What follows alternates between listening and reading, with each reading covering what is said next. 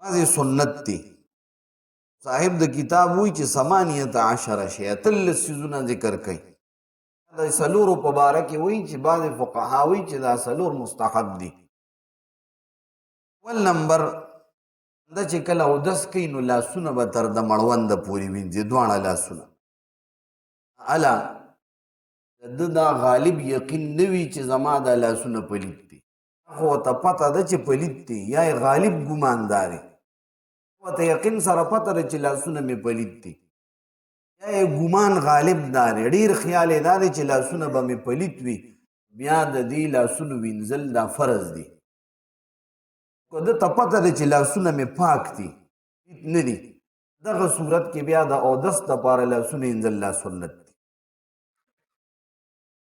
که د ده ځوانې غالب ګمان دا وي چې زما لاسونه پلید دي، دې به بیا په لوښي کې لاس هم نه وی.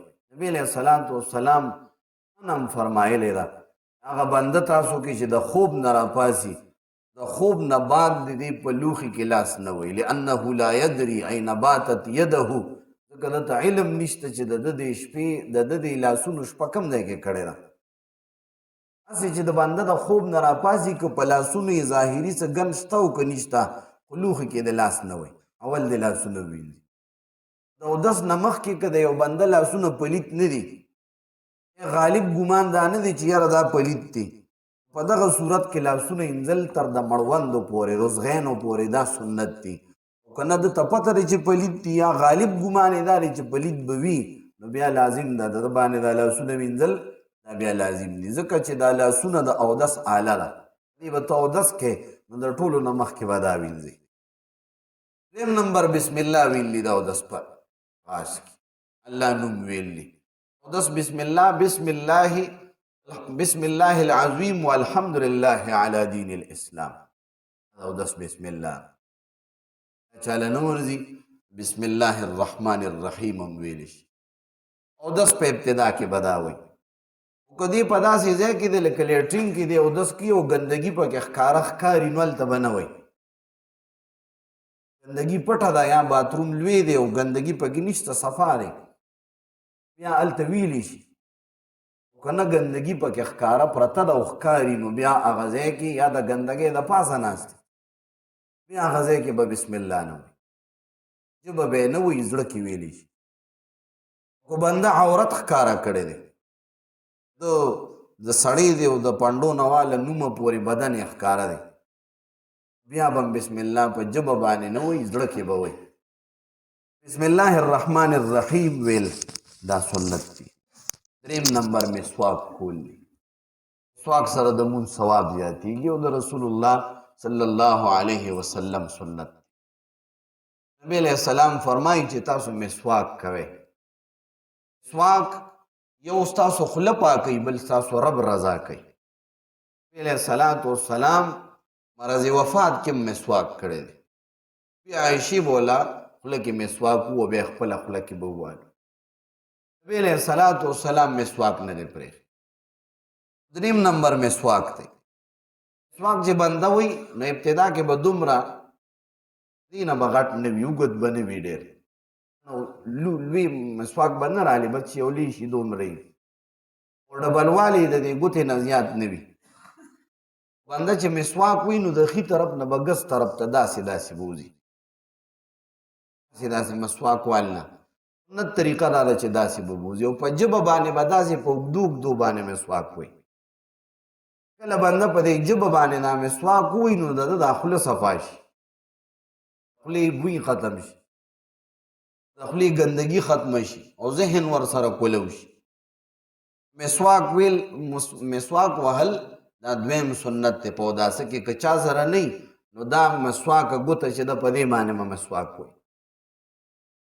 دریم نمبر مزمزه کول دی، خوله کې اوبه اچول دا سنت دی په اودس کې. غسل کې فرض دی، اودس کې سنت دی. مزمزه مونږ داسې خولې ته اوبه واچو واپس وغورځو، دا مزمزه نه ده. خوله کې بنده اوبه واچي یو خوا بل خوا بوځي، دې ته مزمزه وایي. تاسو خیال کړي نو هغه د مزمزه آواز هم کوي، خوله کې اوبه تیرې را تیرې، نو دا مزمزه چې ده دا سنت ته په اوداسه کې. اگر کدا په یو چنګوبو باندې مطلب دا چې یو چنګوبه دې راواغشته لګي دی اول خوله کې واچولې تو راتو دې کړو دې غرزولې بیا لګي نورې بیا لګي نورې نو دا مزمزه په یو چنګوبو م کولی شي. بیا څلورم نمبر پوزه کې اوبه اچولې دی له به ارزل بېلې اوبه راغلې مزه په یو چنګوبو باندې کولی شي چې یو یو داسې درې ځله واچي چې پوزه کله کنګالی دی ته استنشاق وایي. استنشاق به په درې ځله باندې په چون کې اوبه راغلې وره به ښي لاس به اوبه اچې پوزه کې او د ګس لاس کچه ګوته دا به په پوزه کې وښي وړي دی او که جمې دی پوزه به سنډې سره د انسان دماغ ښکلی شي. نبي علیه السلام فرمایي چې کله د شپې انسان وده شي د شیطان ځای د ده په بدن کې ختم شي نو دی د انسان د خیشوم کې شپه کوي. خیشوم د پوزې د هډوکي چې کوم ځای دی دې ځای ته وایي. هغې کې خو علما وایي چې نبي علیه السلام شیطان نه مراد دلته ګندګي ده دا ګندګي ټوله دلته راجمع شي پوزه چې بنده وسنډي نو دی داسې تازه شي ماغې کولو شي نو دا مزمزه او استنشاق به کوي. او څلورم پنځم سنت دا دی مبالغه به کوي په مزمزه او په استنشاق کې خو که دی روجهدار نه وي. یو بنده روجه ده نو پوزه به نه ترخی یو بنده روجه ده نو غړغړۍ به نه کوي غسل کې به هم نه کوي. غسل کې هم که د چا پوزه ترخه شوه او روجه ورسره خرابېږي چا غړغړۍ کو په خطا باندې یو څاڅکي اوبه تېرې شوې نو روجه ورسره خرابېږي. یو خطا ده او یو هیره ده خطا سره روجه ماتېږي. که د یو بنده روجه ده هغه به په روجه کې استنشاق او مزمزه کې ډېره مبالغه نه کوي او چې روجه نه ده نو دی به مبالغه کوي دا بل سنت دی. پږم نمبر تخلیل خلال کول د ګیرې دی.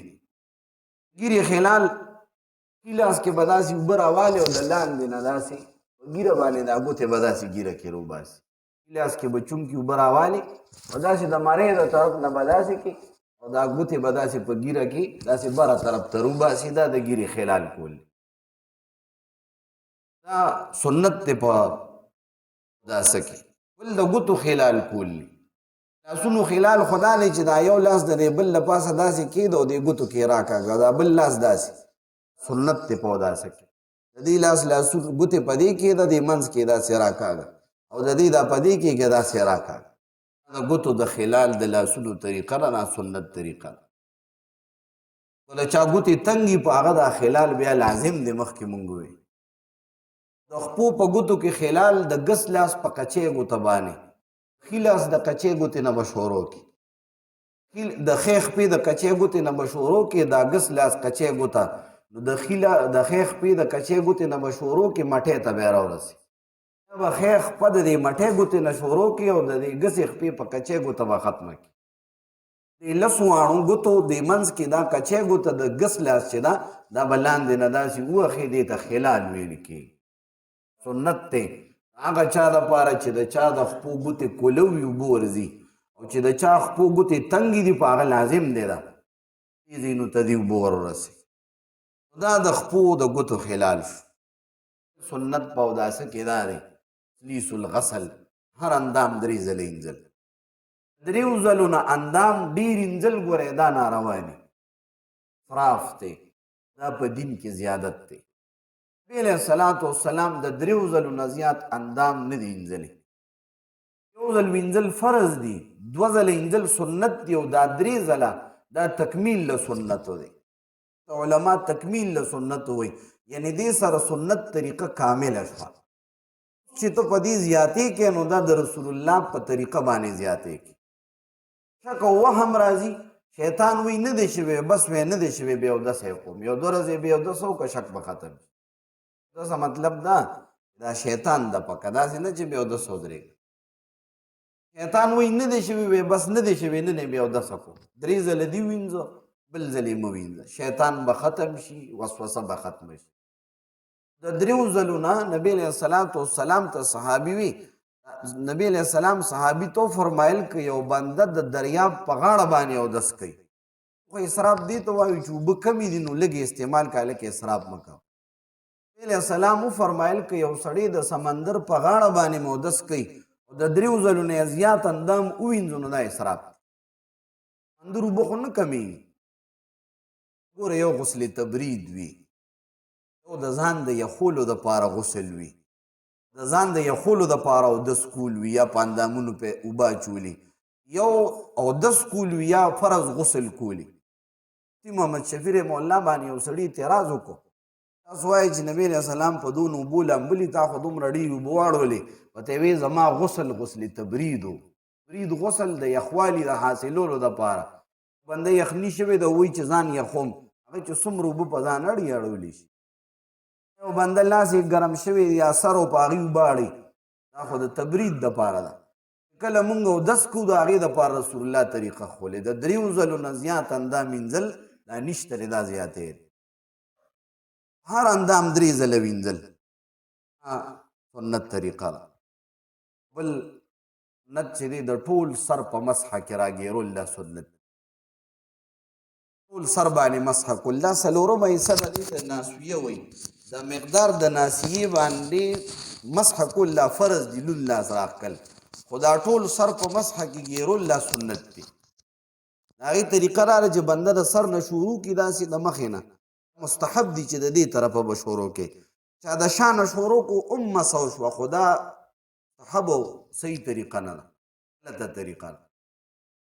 د مخې نه به بنده داسې د لاسونه شروع کړي، داسې مخکې نه به رستو بوځي، د رستو نه دې بیا مخکې راولي، او بیا د رستو نه مخکې نه راولي هم خیر دی. یو ځل لون لاس په ټول سر راتېر